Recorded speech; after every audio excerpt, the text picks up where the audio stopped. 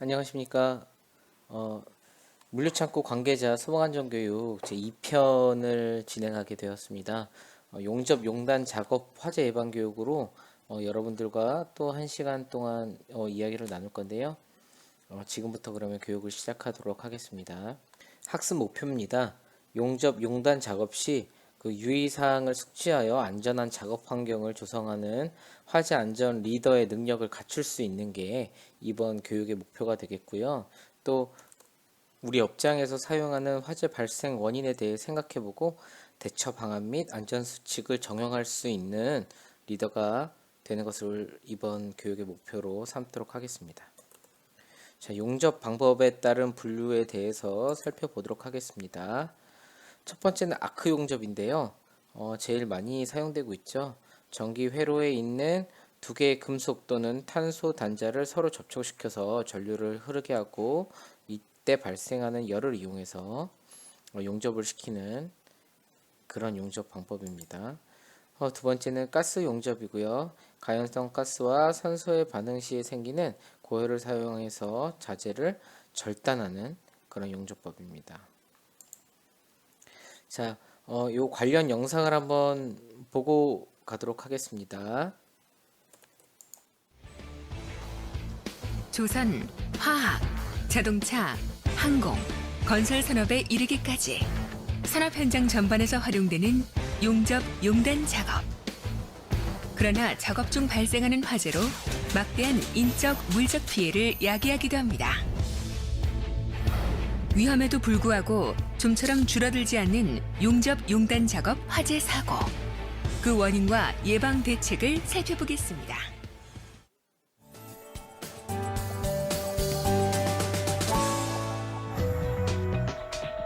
용접, 용단 작업은 금속을 용융시키는 특성상 고열과 불꽃, 불티를 발생시킵니다. 용접이나 용단 작업을 할 때 발생하는 대부분의 화재는 바로 이 불꽃이나 불티가 비산하여 작업장의 가연성 물질에 옮겨 붙으면서 일어나게 되죠. 특히 수천 개가 발생하여 흩어지는 불티는 그 무엇보다 강력한 발화원입니다. 직경 0.3에서 3mm 정도의 아주 작은 크기지만 비산 불티의 온도는 3000도에 이르며 추결로 인해 비산된 후 상당 시간이 지난 후에도 화재를 일으키곤 합니다. 또한 비산 거리가 수평 방향으로 최대 약 11m에 이를 정도로 불티에 의한 화재 위험은 매우 큽니다.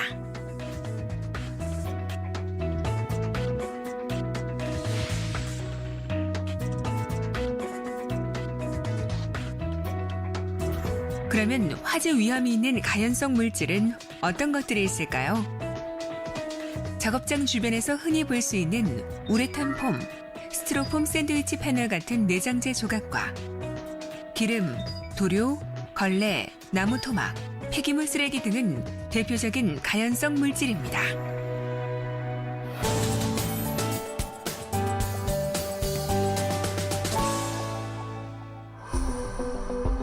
만약 가연성 물질에 불티가 들어가면 어떻게 되는지 실험을 통해 확인해 보겠습니다.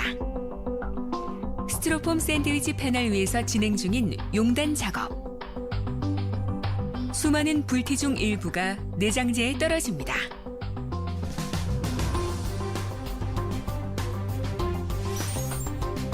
작업자는 현장을 벗어나고 이후 연기가 피어오르더니 곧 스티로폼 내장재 전체가 화염에 휩싸입니다. 이처럼 용접 용단 불티로 인한 화재는 대부분 연기만 나고 일정 시간이 지나서 발화되는 훈연 연소입니다. 때문에 초기 진화를 놓치고 큰 화재로 이어지는 불티의 위험성. 항상 숙지하고 작업에 임해야 하겠습니다.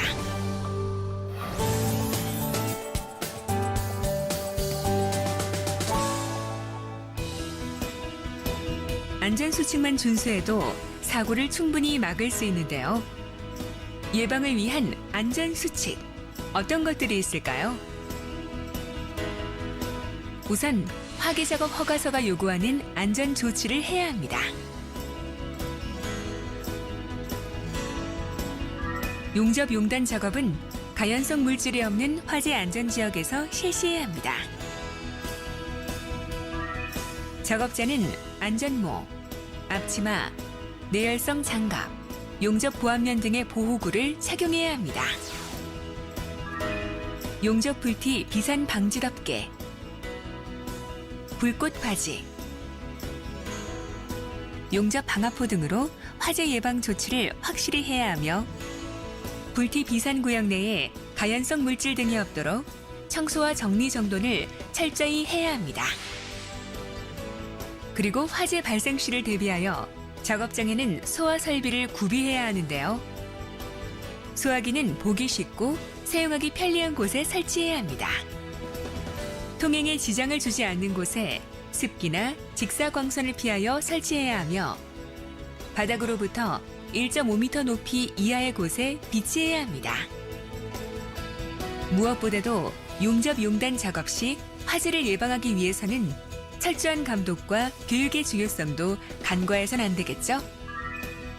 운전부사 책임자의 승인 후에 작업을 하되 작업자에 대한 안전교육과 소방시설 활용 교육도 사전에 실시합니다. 작업 현장에는 안전한 환경에서 안전하게 작업하도록 화재 감시인을 배치해야 합니다. 아주 작은 불티 하나가 화재로 이어져 소중한 생명을 잃을 수 있는 용접 용단 작업. 인명과 재산 피해를 막기 위해서는 안전수칙을 지켜야 한다는 점 명심해야겠습니다. 안전은 실천입니다.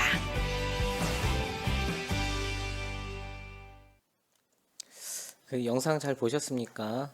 그 영상은 제가 그 여러분들에게 영상만이라도 따로 이렇게 보고 교육하실 수 있도록 제가 별도의 영상을 또 제공해 드리도록 하겠습니다. 제 교육이 아무래도 좀 시간이 되게 이제 길게 잡은 뭐 1시간, 2시간 이상을 잡는 교육이다 보니까 이 영상을 다 보면 뭐 도움이 좀 되게 그나마 좀 도움이 되게 되시겠지만 그렇지 못한 경우에 방금 그 용접 용단에 관한 영상이라도 좀 보시는 것을 권해드리도록 합니다. 그 용접 용단 기구 작업 화재 시 처벌 절차에 대해서 말씀드리도록 하겠습니다. 그 산업안전보건법에는 그 안전조치 위반으로 사망에 이르게 된 자에게는 7년 이하의 징역 또는 1억 원 이하의 벌금에 처해지게 되고요. 안전조치 미이행으로 이제 사상에 이르게 된 경우에는 5년 이하의 징역 또는 5천만 원 이하의 벌금에 처해지게 됩니다. 소방기본법에도 이 용접 용단 기구의 그 안전조치 그 미이행에 대한 그 과태료 부과를 명시하고 있는데요. 지금 산업안전보건법이 그 더 특별법이다 보니까 이 기준에 좀 못 미치는 사업장 그런 대상으로 이제 과태료를 부과하는 겁니다. 소방기본법에서는 그래서 1회에 100만 원, 2회에 150만 원, 3회 이상 이제 적발 시 3회 이상 적발 시에 200만 원 과태료를 부과하게 되어 있고요.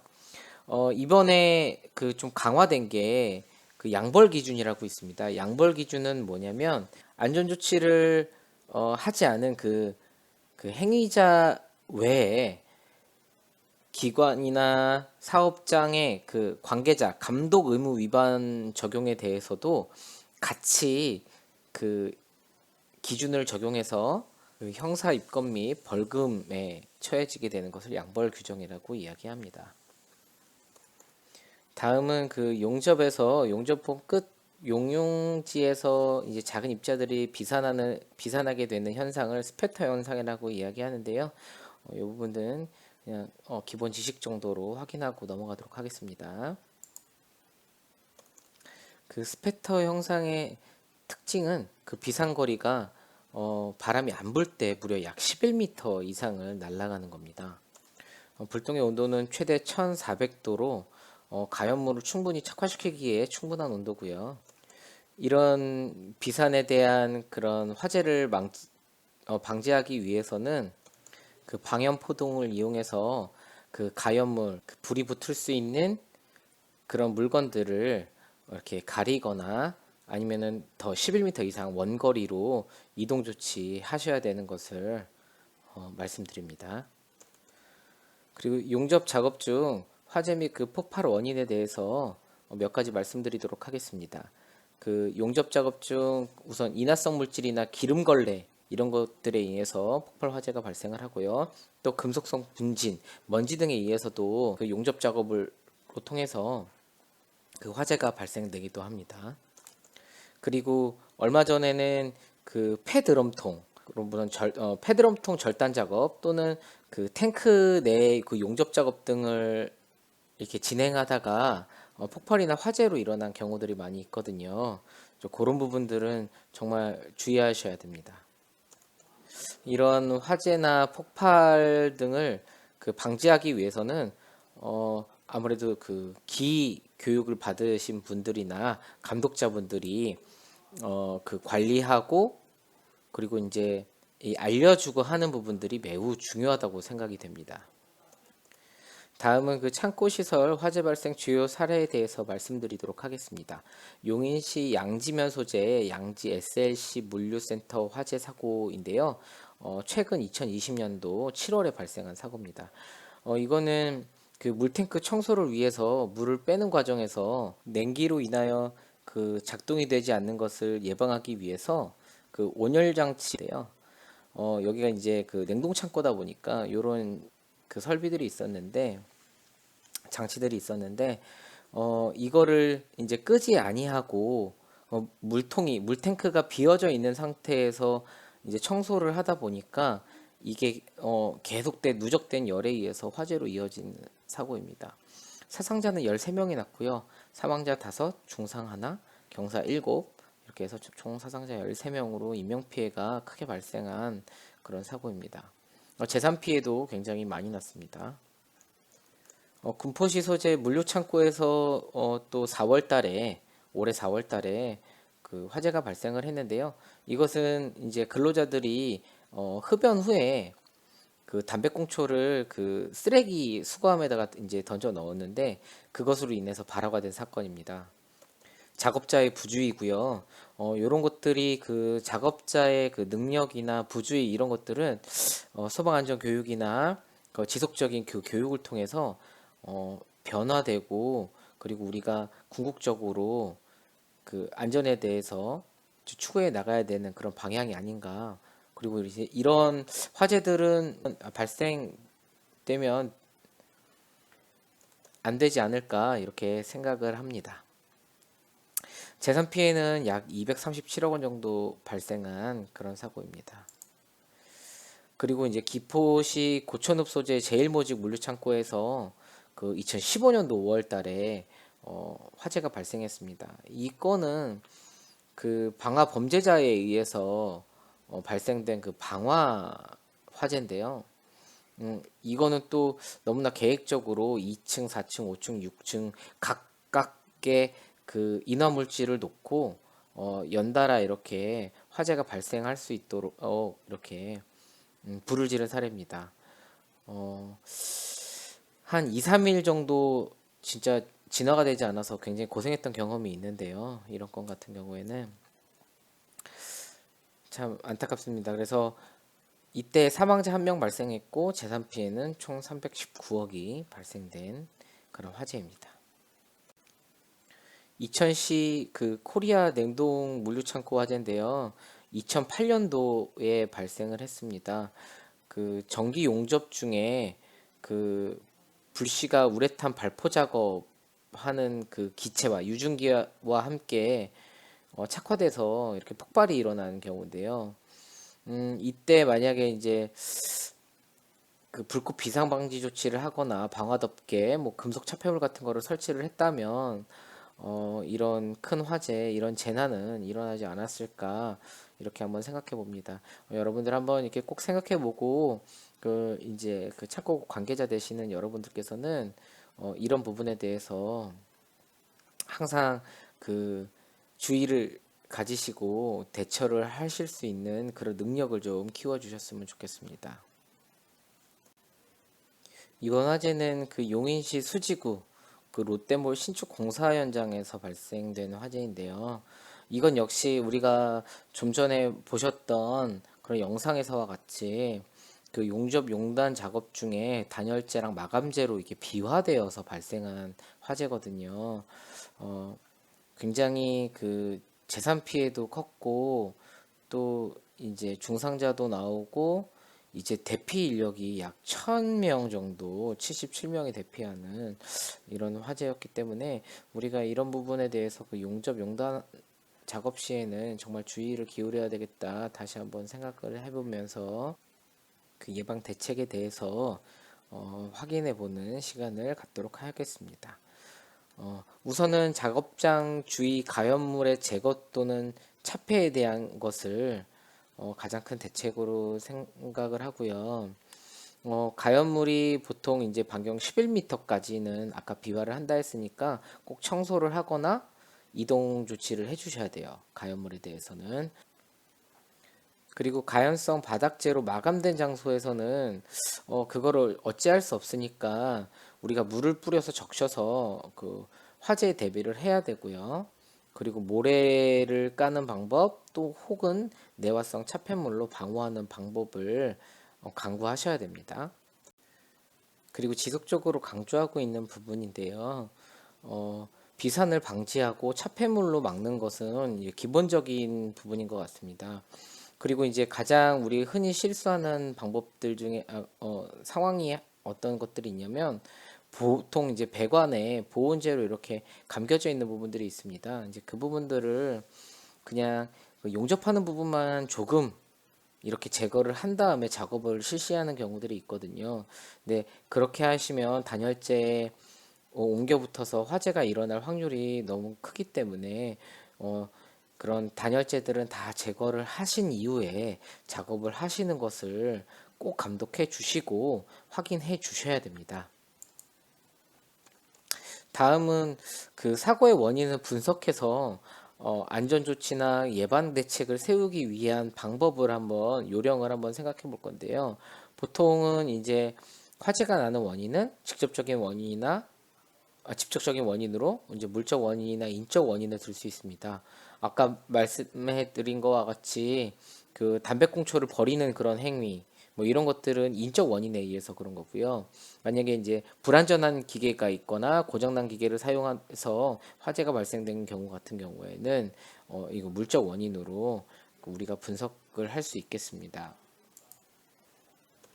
직접적인 원인 외에는 그 간접적인 원인을 볼 수 있는데요. 기술적인 원인이나 교육적인 원인, 신체적인 원인, 정신적인 원인, 관리적인 원인 등으로 볼 수 있습니다. 기술적인 원인들은 그 건물 설계가 잘못됐다거나 기계 배치에 대한 문제, 바닥에 대한 정비, 조명, 환기 등이 이런 원인이 될 수 있고요. 교육적인 원인으로는 그 안전에 대한 경험, 지식 부족, 뭐 아니면 나쁜 습관 이런 것들이 바로 이제 교육적인 원인이 되겠습니다. 그리고 이제 관리적인 원인 같은 경우에는 경험자의 책임 부족이나 관리상의 결함 등 그리고 점검 보전 제도의 결함 등 이런 문제들을 관리적인 원인으로 볼 수 있겠습니다. 이런 것들을 우리가 파악을 해서 어떤 부분에 문제가 있는지 분석해서 앞으로 예방 대책이나 혹은 그 매뉴얼들, 안전 매뉴얼들을 작성하시고 계획하실 때 필요한 부분이라고 생각돼서 저희가 말씀드립니다.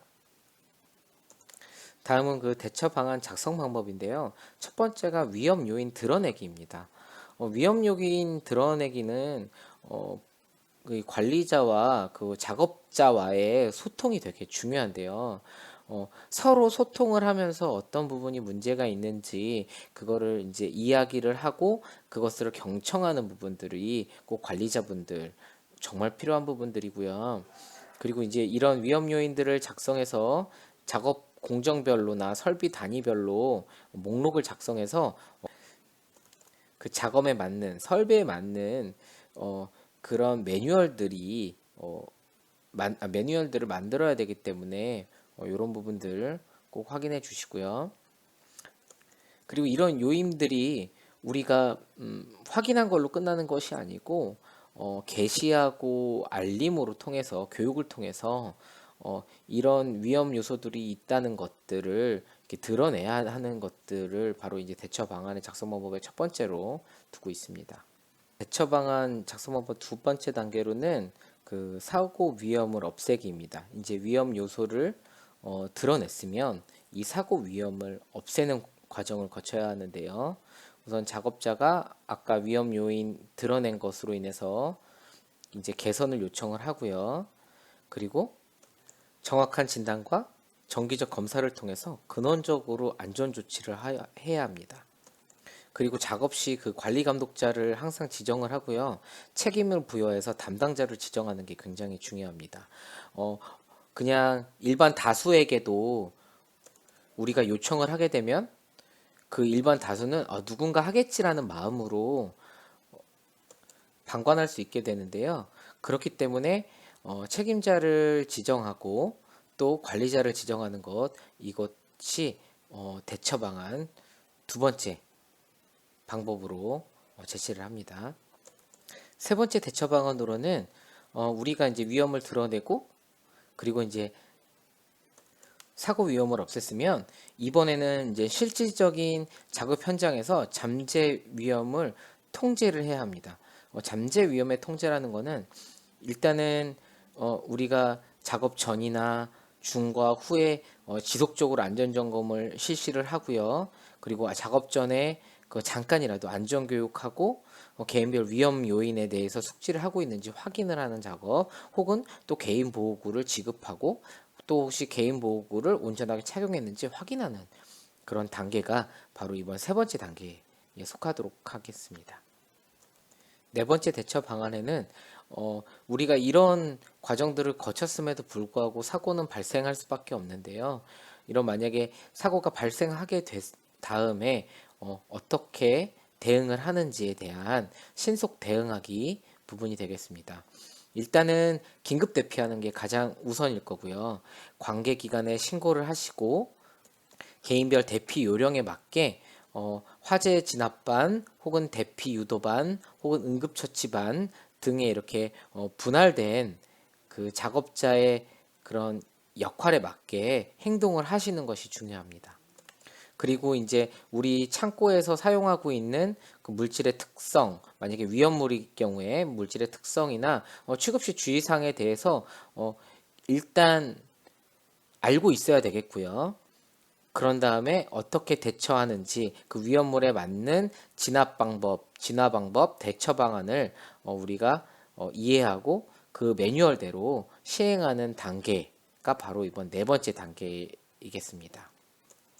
이런 1차 피해 이후에도 뭐 피해가 계속적으로 확산되거나 폭발 질식 등에 의해서 2차 위험 요인들이 발생하게 됩니다. 이 2차 위험 때에도 많은 사상자가 발생을 하는데요. 뭐 건물의 붕괴도 여기에 포함되겠죠.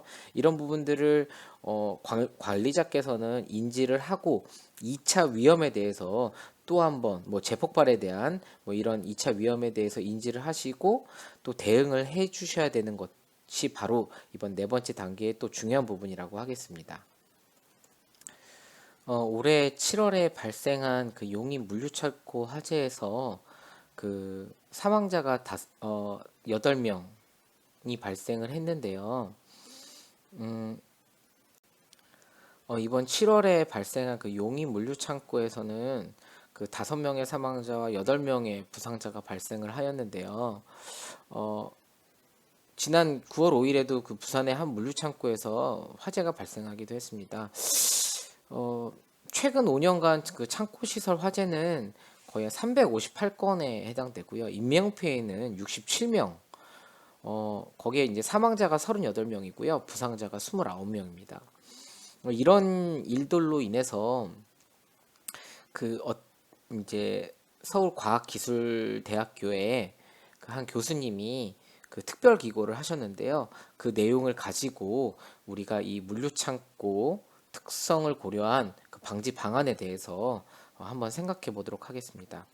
이러한 물류창고 화재들은 그 내부 리모델링 작업, 운영 중 유지보수 작업 또는 그 신축공사 작업 단계 등으로 사고 발생 단계는 서로 다른 것으로 확인이 되었는데요.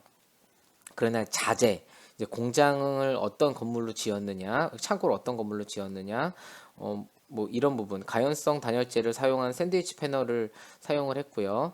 혹은 이 내부 단열재 충전을 위해서 우레탄 폼을 사용한 것이 바로 이게 공통점이 되겠습니다. 작업 측면에서는 그 물류 창고 내부에서 그 용접 작업이 있었다는 게 또 공통된 사항으로 조사가 됐거든요. 이러한 사실적인 측면에서 볼 때 우리가 이제 물류 창고를 어떻게 우리가 화재에 대해서 예방할지 확인해 보도록 하겠습니다. 우선 첫 번째는 그 위험 요인의 물리적 제거 측면에서 샌드위치 패널 제작 시 글라스울 또는 라굴과 같은 불연 단열재를 적용해야 합니다. 그 스티로폼과 그 우레탄 폼 같은 경우는 그 가연성 재료이기 때문에 화재에 굉장히 취약하다고 우리가 앞서 배운 바가 있습니다. 그리고 그 건물 구조체와 마감재와 설비 작업에 있어서 선조립공법을 적극적으로 반영하는 것을 말씀을 하셨는데요. 이런 것들은 이제 그 건설업 특성상 그 위험 요인을 좀 근본적으로 그 대처하기 위해서 시공 단계가 아니라 설계 단계에서부터 선제적인 안전 관리가 필요하다고 그렇게 생각하고 있습니다. 그리고 그 위험 요인을 근로자와 이격시키는 방안으로는 그 현장에서 발생할 수 있는 부득이한 화기 작업이나 가연성 자재의 사용은 그 작업 허가제를 통해 작업 전의 안전 대책을 확인하는 방법을 말을 하고 있습니다. 네 번째로는 그 작업 환경 개선 측면에서 화기 작업 시에는 철저한 가설, 환기, 타 작업 중단 등 작업 환경을 개선해야 하고요. 그 근로자 안전관리 측면에서는 화재 감시자, 소화기 배치 등 시공이나 보수 작업 중 안전관리를 강화하는 것을 이야기하고 있습니다. 전체적으로 그 대처 방안을 이렇게 살펴보면 우리가 이제 그 단가의 상승이나 그런 부분들로 인해서 현실적으로 좀 고려하기 어려운 부분들도 좀 있고요.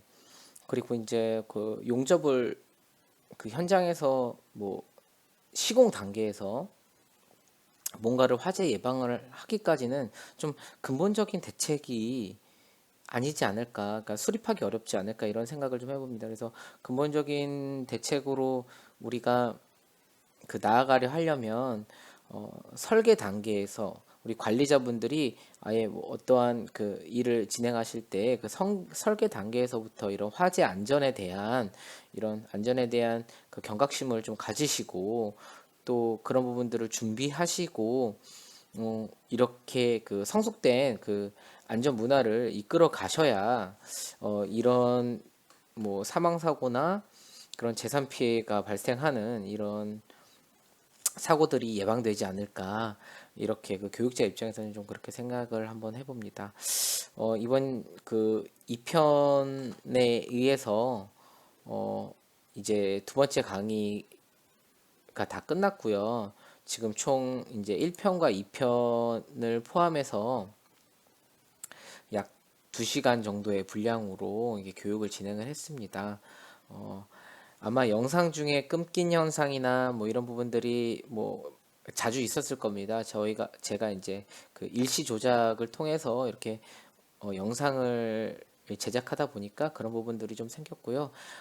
많이 부족하고 좀 말을 많이 더듬는 그런 상황들이 좀 있었을 겁니다. 그런 부분들도 좀 이해해 주시고요.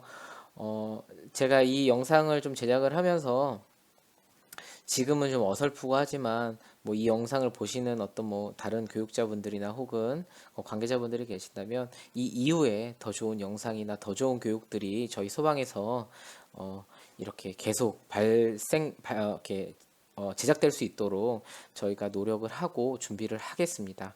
부족하지만 이렇게 끝까지 교육을 시청해 주신 교육자분들께 대단히 감사의 말씀을 드리면서 이만 교육을 마치도록 하겠습니다. 감사합니다.